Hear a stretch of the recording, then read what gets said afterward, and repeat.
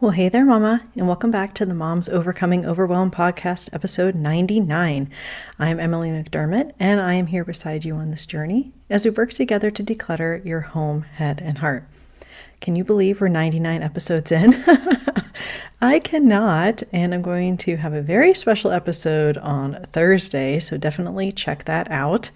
But today we're going to be focusing on something that we've talked a little bit about on the podcast before, but haven't focused too much on, which is mental clutter. Now, most people, they start with the physical clutter. That was the case for me. Then kind of moving on to the calendar clutter with your obligations and activities and so forth. But then once we kind of clear that out of the way, then we have more of our thoughts, our shoulds, our limiting beliefs, our to-dos, all of those things that if you are like me and you wake up or 2 or 3 in the morning and you can't get back to sleep because of all these thoughts in your head. So today I am going to be talking to you about how to master mental clutter in 4 simple steps. So I know you're going to love this episode. So what do you say? Grab that notebook and pen and let's dive into today's episode. Hey there, Mama. Are you tired of all the stuff crowding your home, calendar, and mind? Do you wish you could say goodbye to the endless to-do list running around in your head? Want to declutter but don't know where to start? You're in the right place. Welcome to Moms Overcoming Overwhelm, where you will find proven and practical solutions to declutter your home, head, and heart. Hi, I'm Emily, a wife, boy mom, and simplicity seeker. I struggled to get pregnant and felt overwhelmed until I discovered decluttering could create the physical and emotional space I needed to become a mom. Now, 2 kids later, I've transformed my life in motherhood by developing simple systems around decluttering, capsule wardrobes, kid stuff, cleaning and tidying, meal planning, time management, and more, and I can't wait to share them with you. If you're ready to reclaim the time and energy you crave, be present with your kids, and finally enjoy the life and motherhood you so deserve, let's kick overwhelm to the curb, shall we? Grab your lukewarm coffee, your notebook and pen, and clear off some counter space. Let's do this. One of my favorite things to do in the entire world is to read the kind reviews that you have all left in Apple Podcasts. And I wish that some of the other podcast players allowed you to do written reviews. But for those of you that have left them, I really, really appreciate it. And today's featured review is from Riri89. She is actually an Aussie. Shout out to my Australian listeners. And she titles this Easy to Implement Tips. I love how your podcast is realistic and down to earth. It has easy to implement tips and doesn't require a million steps or expensive solutions that are out of reach for most. I'm in Australia and find that the tips and strategies are relevant no matter on your location. Keep up the wonderful work. Well, thank you so much. And if you would like to leave a review for the show, it really helps other moms find the podcast and it means the world to me. So you can always go to Apple Podcasts, find my podcast, Moms Overcoming Overwhelm, and scroll down, and they don't have a neon sign, unfortunately. It is just like these small little letters that say write a review. So thank you so much in advance. And speaking of easy to implement tips, we are going to get into these 4 simple steps for mastering mental clutter. So first, let's go ahead and define what I define at least as mental clutter. I think it's a combination of several things, which could be negative thoughts, shoulds, limiting beliefs, and also to-dos that kind of stay stuck in our brain. And also we normally would assign some sort of negative judgment or some sort of judgment to our thoughts that really isn't serving us. So that's what makes it clutter. Similar to how physical clutter is what doesn't serve us and calendar clutter is what doesn't serve us with our time. Mental clutter is what doesn't serve us as far as our mental and emotional health. And the thing about mental clutter and why most people have a hard time with it, including myself, is because it isn't visible to others. So my husband might come home and notice that the countertop in the kitchen is messy, but he may not be aware of the running to-do list in my head or the negative self-talk that I have. But when it manifests itself, I can be distracted. I can be getting down on myself a lot. and it also can impact my sleep. And I'm sure many of you mamas feel the same way.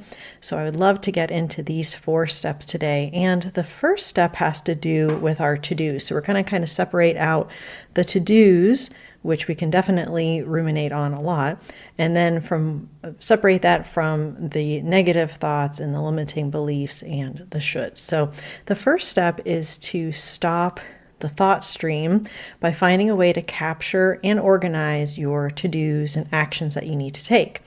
And I love the book by David Allen, Getting Things Done, and this quote, "There is no reason ever to have the same thought twice unless you like having that thought." And research shows that 95% of our thoughts are repetitive. So how do we do something about that? Well, I talk about this a little bit in episode 40, Too Tired to Tackle Your To-Do List. You're probably not doing these 3 things. And you definitely want to start with that brain dump phase where you're kind of writing down everything that you're thinking about, but you don't want to stop there. You want to be able to prioritize the list of things and then place them within context. So that's one of the reasons I love the Thriving in Motherhood planner, which I have linked in the show notes today. So I know what I have to do at home, on the computer, what errands I have to run, what discussions I need to have with my husband, and so forth. And after the brain dumping and prioritization, then you want to be able to block that time within your schedule, whether that be putting in a time block for errands or even putting in a time block to get through those to-dos once a week or maybe every other day, depending on how much you have. So that first step should help us with most of the to-dos so that we're able to capture them and also process them. The second step is to learn how to detach judgment from our negative thoughts, our shoulds, and limiting beliefs. Now, supposedly we have 12,000 to 16,000 thoughts a day, 80% of which are negative. And we talked about this way back in episode 17 with my friend Julia Obenga from Rich and What Matters, all about decluttering our self-talk. And she talked about the work of Dr. Daniel Amen, and he has coined a phrase called automatic negative thoughts, which he says are cynical, gloomy, and complaining thoughts that just seem to keep coming all by themselves. So that could be like, I can never get on top of things.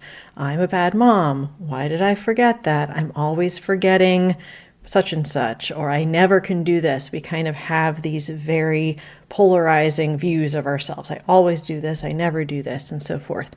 And what I like to do is to think about our thoughts as being like cars passing by on the street, and you're viewing them and you're seeing them, but you decide whether you want to get in the car and hitch a ride or not. Just remembering that we are not our thoughts, and that we have a choice whether to believe our thoughts or not. And you always hear, would you talk to a friend that way? But sometimes I like to extend that further. If I'm saying I'm a bad mom or I'm a bad parent, would I say that to my husband? No. Would I say that to my best friend? No. So why are we not extending the same grace to ourselves that we would extend to a friend or a spouse?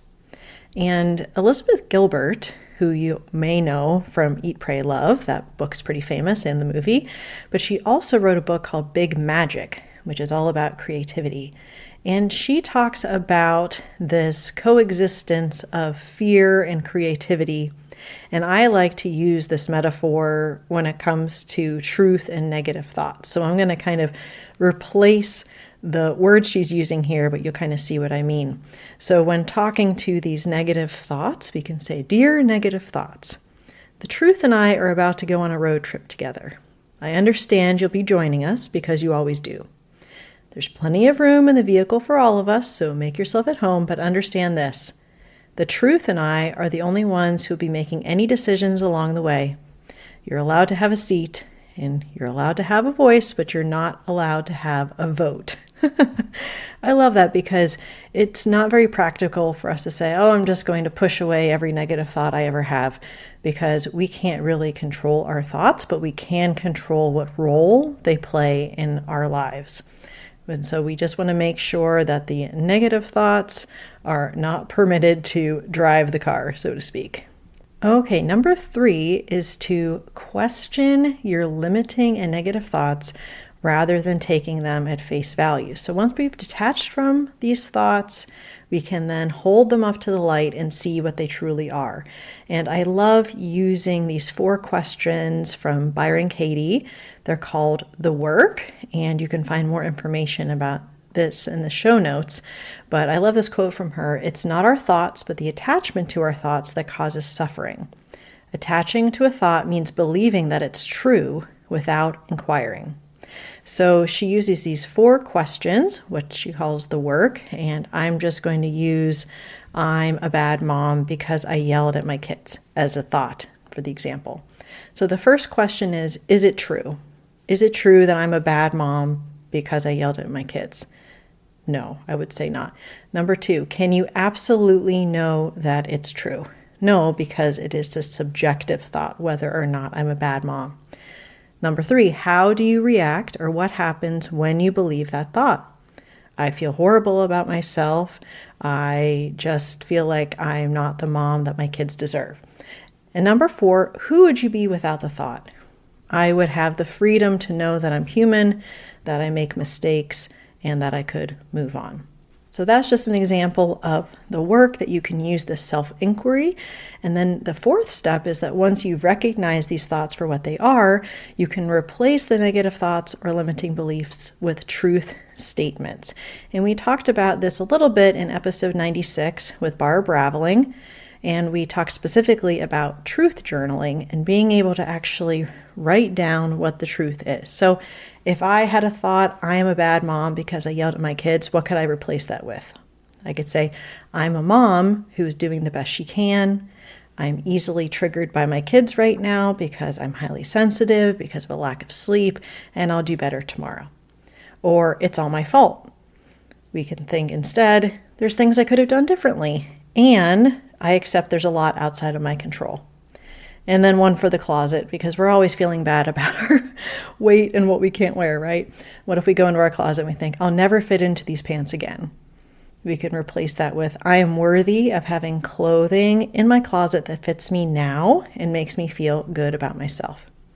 So something that's important to remember when we are replacing negative thoughts with truth statements is this idea of neuroplasticity, which is that our brain is malleable, and also we can create new neural pathways in our brain, which allows us to change our beliefs about ourselves and what is true. So to recap, when we are looking at mental clutter, which can be negative thoughts, shoulds, limiting beliefs, to-dos, these are my 4 recommended steps.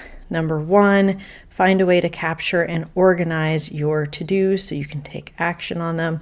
Number 2, learn how to detach judgment from your negative thoughts, shoulds, and limiting beliefs. Number 3, question your limiting and negative thoughts by not accepting them at face value, but actually doing the work or that self-inquiry.